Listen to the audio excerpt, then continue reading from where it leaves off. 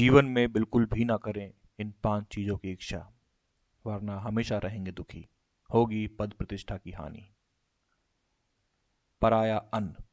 श्री कृष्ण कहते हैं कि व्यक्ति को अगर अपना या फिर घर के सदस्यों का पेट भरना है तो खुद मेहनत करके कमाए गए पैसों से भरे। किसी दूसरे के अन्न में खुद का हक न समझे, क्योंकि वो अन्न भी किसी के द्वारा की गई मेहनत के बाद ही मिला है।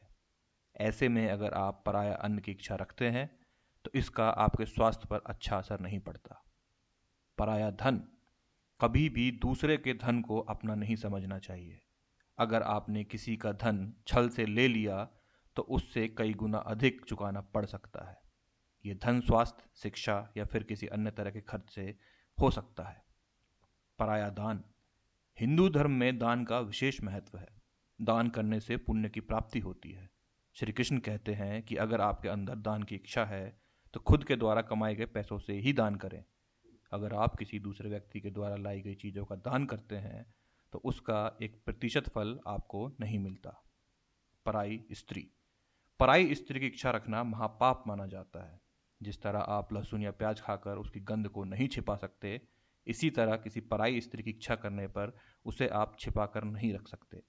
ऐसे में आप अपनी मन और भावनाओं को नियंत्रण में नहीं रख सकते।